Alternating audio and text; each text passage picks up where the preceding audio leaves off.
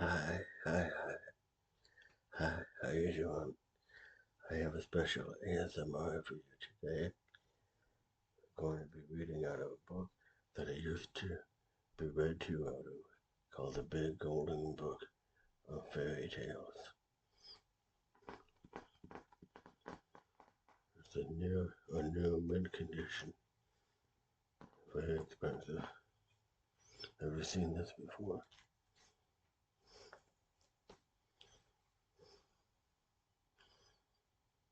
What do you think?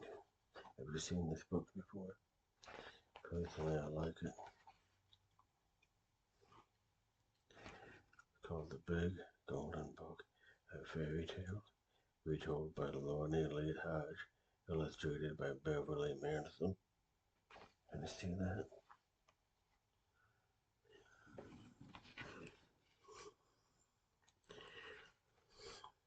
The Golden Book in New York, printed in Singapore. Okay, we're going to be reading something out of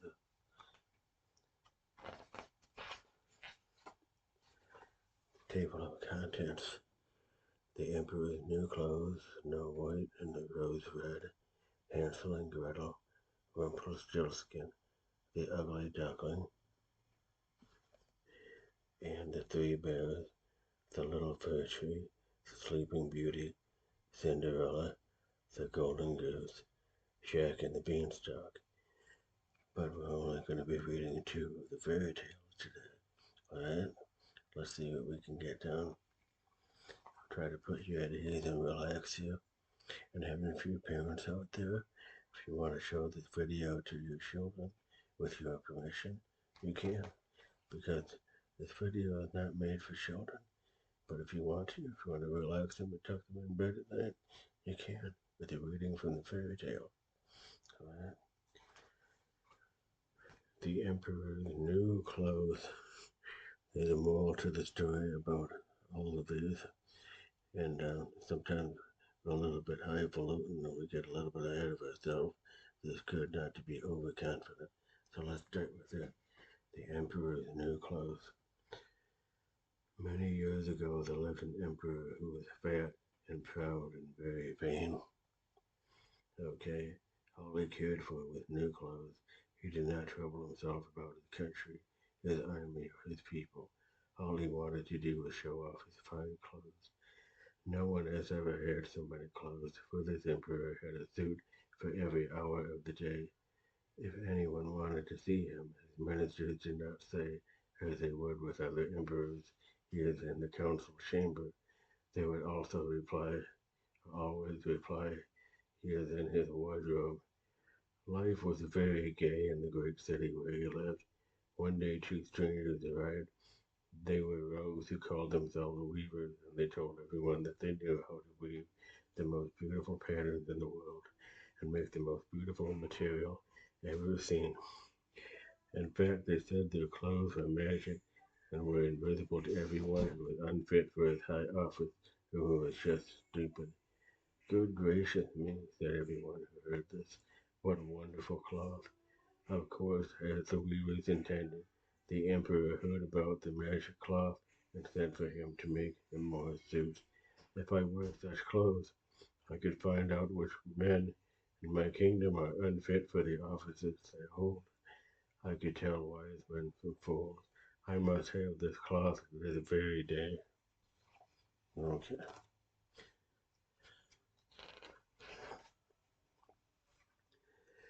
So the emperor gave the two weavers a lot of money and told them to make him the finest suits in the world.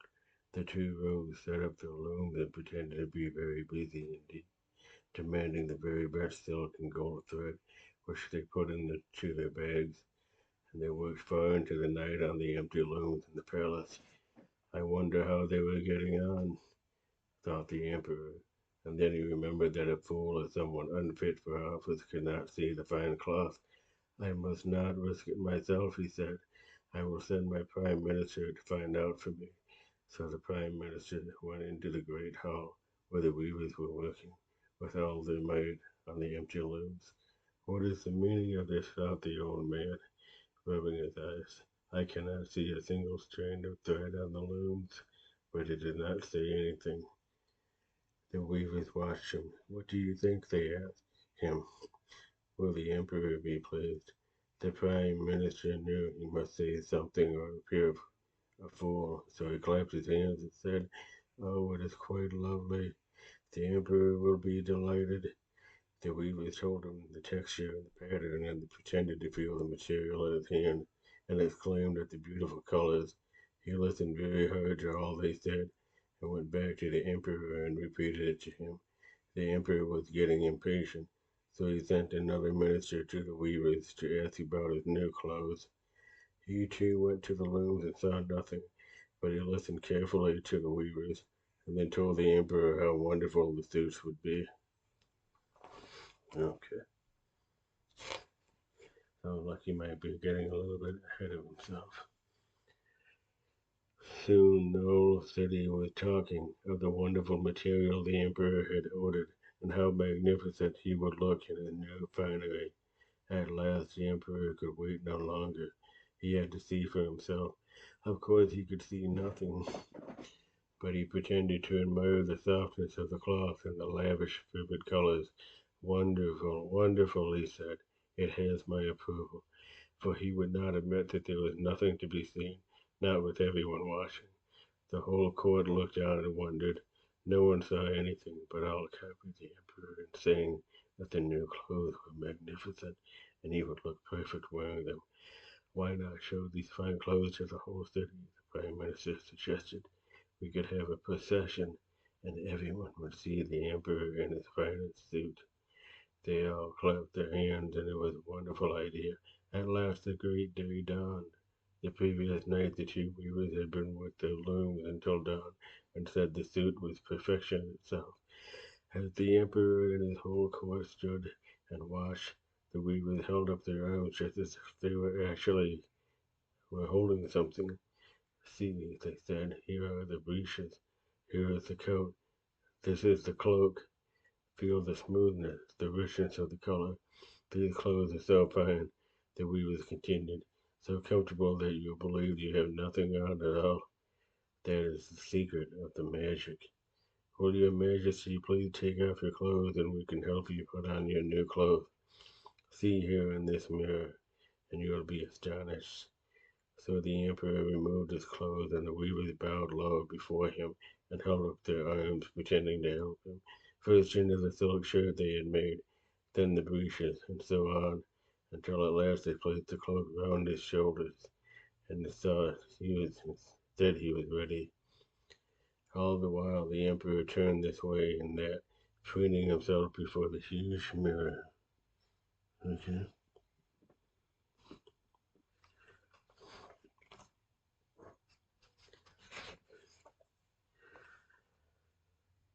The master of ceremonies announced that the great procession was ready. All the court had lined up behind the emperor, who had now placed his crown upon his head. He stepped out into the roadway, and four courtiers held a green canopy above his head. Four more bent down as if to pick up his train, and the procession was ready to move. The streets were filled with cheering crowd of people, and they had crowded to the windows all along the route of the procession. Doesn't he look fine? What a magnificent suit! The emperor has never looked so magnificent, cried the people as he passed, preening and smiling down the busy streets. Not one or no one would admit that they could see nothing, for no one wanted to look a fool. Everyone clapped his hands and praised the emperor's new clothes. Everyone, that is, except one small boy who stood at the edge of the pavement. He was small and ragged with bare feet, and he looked up in surprise at the emperor coming towards him. But he has nothing on, he cried loudly. Shh! What are you saying? Said his father. But it's true, said the boy. The emperor has nothing on. All around, people heard the child and began to whisper to each other, he has nothing on. At last, the whisper grew into a shout, until the whole city was shouting, he has nothing on. He has nothing on. The emperor felt very embarrassed, for he knew the people were right, but he knew he must not run away, so he drew himself up to his full height, squared his shoulders, and walked on. even pretending to trip over the train that was not there.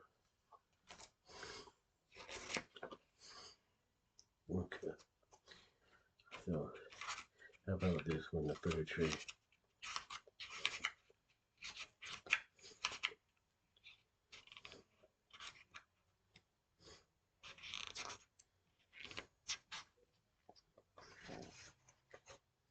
Alright, the little fir tree. You ready for this one? Are you enjoying it so far? The little fir tree. Alright, it says, far, far away, deep in the forest, there grew a little fir tree. The breeze played gently with its branches, and the sun shone on them and all around rug of the fir tree, some big and tall, and others small and feathery. The little fir tree longed to grow up. It was all he wanted from life. He did not laugh at the breeze, nor smile at the sun, nor listen at the singing and dancing of the children who played in the wood. Sometimes the children came into the forest to look for wild strawberries, and, when they had found them, would sit underneath the little fir tree to eat them. What a lovely little tree he is, they would say, and touch his branches, pretending to tickle him. This did not please the little tree at all. He wanted to grow tall and strong like the giant pines who towered over the forest. Year by year he grew, but though each year his trunk grew wider, he still longed to be able to stretch his branches for the birds to nest in and to reach up in the blue sky high above him. In the winter time, when the ground was covered with a white mantle of snow, the trees looked freshly green, the brilliant snow glistening on their branches like silver. Once the hare jumped right over the little tree, making him very cross. But when two more winters had passed, the little tree had grown tall, and the hare had to run round him. Just a little story about wishful thinking and getting a little bit ahead of yourself. Not exactly what you might be thinking. The results might turn out to be otherwise. But anyway, it goes on to say the woodcutters came in the autumn and chopped down the tallest trees. The little fir tree shivered when he heard the crack of the axes in the forest, and winced when he heard the tearing and crashing as the big tree fell. The men would cut off the fine branches, and the great trunks lay bare on the ground. The wagons came in, they were loaded up and pulled away by the strong brown horses. Where are they going? What happened to them? The little tree wondered and shook. In the spring, when the swallows returned to the forest, the little fir tree asked him, where do the old trees go? Have you seen them again? The swallows could tell him nothing, but a wise old stork nodded her head and told him, I think I know. I saw many new ships with tall, straight masts as they flew over Egypt. I expect the trees are made into masts for these ships. They had the scent of pine about them. They were so grand. Oh, if only I were big enough to sail the sea, the little fir tree sighed. What is the sea? What is it like? Oh, it would take a lifetime to tell you, said the stork. Be happy here in the forest. Enjoy the sunbeams that dance on your branches. You will grow up all too soon. And she flew away to perch high in one of the tallest trees. The wind blew gently over the tree, and the dew dropped its coldness as if to say you understood. But the little tree was sad. The woodcutters returned just before Christmas and began to cut down many of the smaller trees in the forest. They were very careful not to hurt the branches and laid them all in little carts to be taken away by the horses. Okay. Where do the little trees go? The little fir tree wondered. They cannot be masts for tall ships, so where do they go? We can tell you, twittered the sparrows. We have seen them. Down in the city, we had peeked in at the windows of the houses and seen the trees. They are so beautiful. You cannot imagine what honor and glory they are given. We have seen them in a warm room with the firelight glowing and decorated with little silver bells, tiny packets of sweets, and special little toys. Oh, and there were hundreds of tiny candles which flickered and twinkled all the time. You have never seen such wonderful trees. And then, asked the little tree, what happens then? That was so wonderful. We did not look for anything else, the sparrows answered. The birds twittered, and the little fir tree grew very excited. Shall I be dressed like that one day? He wondered. It might be better than growing into a tall, tall mast for a ship. Oh, how I would love to be in a room dressed with pretty things and everyone would come in and admire me. Oh, how I wish I were grown up. Be happy in the sunshine, called the other tree. Do not always wish to be in another place, doing other things. But the little fir tree thought he wanted to, more than anything, to be a special party tree. He went on growing, and at last he was fresh and green, just right to be cut down for a Christmas tree. He was the first to be cut down. He was surprised to feel the sharp tap of the axe, and he fell to the ground, bruised and sore. Suddenly he leapt at leaving the forest and his friend, but it was too late. Soon he was lying with a lot of other trees, dazed and raw, being shouldered along the dusty road in the back of the cart. The little tree did not enjoy it at all.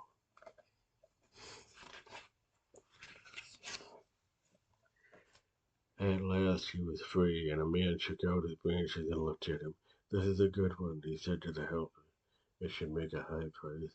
And he stacked the little tree against the wall in his yard.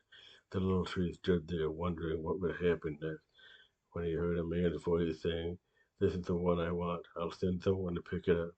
And he felt the shopkeeper tie a label around his trunk. It goes on to say, later, two smartly dressed footmen in livery with shiny silver buckles and powdered wigs carried him through the town and up the steps of a fine house. The little tree was very excited. Soon he would be beautiful. The man placed the little fir tree in a huge tub filled with yellow sand which tickled his trunk and pushed him into a corner near the window.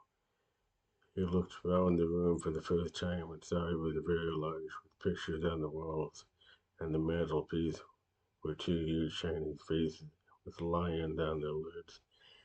There were sofas covered in blue brocade, tables piled high with picture books, dozens of toys.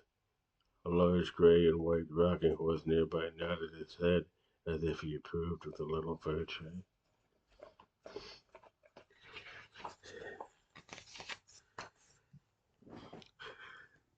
The little tree began to tremble. What would happen now? Two men and a young lady came into the room, their arms full of wondrous things. First of all, they hung on him little brightly colored baskets made of gay paper, each one of sugar almond, so that the little tree could feel them bounce. Shiny polished apples were tied on, the firelight glowing and making them reflect the little clusters of nuts which were alongside, almost as if they were growing. Here and there they placed little, strange shaped parcels with tiny labels on them. Then the great moment came. Dozens of little candles were fixed in the special holders near the tips of the branches, and, one by one, they were lit. The children came in and clapped their hands and danced round.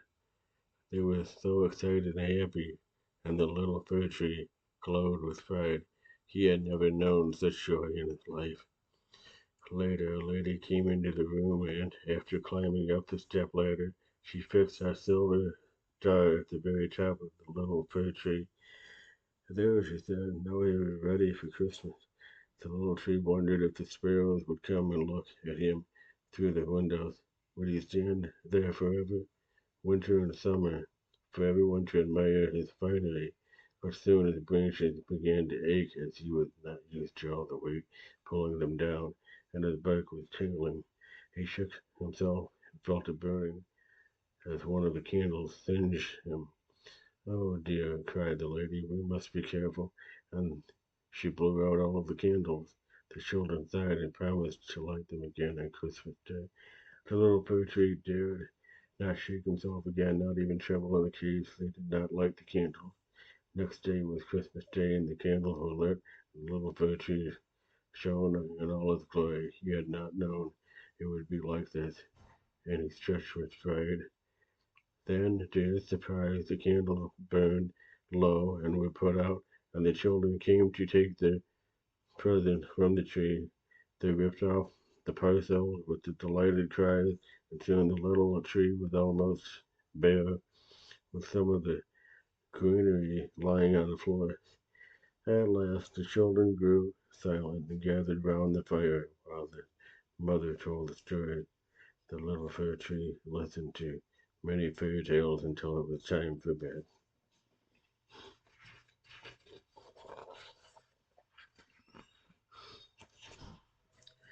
Next morning, very early, just as the sun was peeping over the housetops, The servant came in. The little tree blinked, thought to himself, "Ah, they are going to decorate me again for another day." He was wrong, very, very wrong. One of them pulled him roughly out of the tub and carried him upstairs to a large, dirty room with a tiny skylight. He propped the tree against the wall and left him alone. The little tree looked around. The room was full of old, dusty things. There was a toy horse with one leg missing, several broken chairs, a horse-chair sofa with the hair falling off over the floor, and a lot of large boxes. What a strange room, thought the little tree. He did not like it at all. It seemed as if everyone had forgotten him. Once a man came in and pushed some trunks into a dark corner, but he did not look at the tree. It is winter now, thought the little tree. It is very cold, and the forest must be covered with crisp white snow. I suppose they cannot plant me now as the ground is too hard, so I must wait here until spring comes. He felt very lonely. Some mice began scampering all around him, talking and playing. The little tree did not like them very much. He wanted to be outside again. "Isn't it lovely and warm here?" the mice said, scampering all over his boughs. "Where do you come from?" they asked him, and began to tell them of the forest and the hare who jumped over him. As he talked, he thought of the lovely forest where he should have been happy, but where he was always discontented, and he began to cry. "Tell us more," begged the mice, and he told them some of the fairy tales he heard on the happiest night of the life, when he had shone with all the little candles glowing and children dancing and playing around him.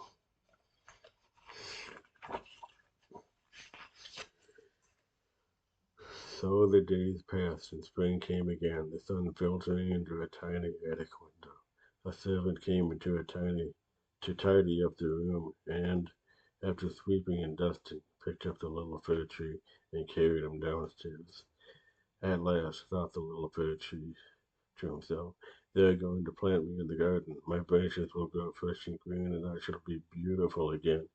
The little tree stretched up to breathe the fresh, clean air, and he heard the birds singing as they flew in and out of the tree. It was a lovely day, and he was very happy. The children were playing in the garden, and they rushed up to the tree. "Look, there is a silver star!" they cried, pulling it off the top, and they began stamping on the tree, snapping the branches. "Pooh, it's all brown and old," they said, leaving him on the ground. He began to wish he had been left in the attic. One of the gardeners came and chopped the little fir tree into small pieces and piled them up. Then he took a match and set fire to them. How the crisp, dry wood crackled and burned! The little tree sighed deeply. Each sigh was like a little shot. As he sighed, the little tree thought of the cool, green forest, how it glistened in the winter snow, or was fresh and bright after a shower of rain. What a sad end for the poor little fir tree. Hmm. So what do you think? That's a lesson in a fairy tale. Moral of the story is wishful thinking. Just when you felt discontented in the place you were meant to be, you moved on to some place you thought you wanted to be, but then you realized that's not where you wanted to be. So, fellow witnesses of Jehovah, if you're listening to me, there's a different moral of the story for us. Be content with what you have. Be content with Jehovah's organization. Be content with the blessings Jehovah provides for you. Don't wish to be somewhere else. Don't wish to be like one of the successful ones higher up. Okay? Successes are measured in different ways, alright? So, I just thought I'd point this out to you. I just got this today, and I used to be read to by my aunt out of the book in the 1980s. So many beautiful pictures in here. Maybe I'll have time to do some more later, okay? By the way, how do you like my Starship Enterprise pictures up there? Alright, well, we'll see you later. Bye for now. Bye.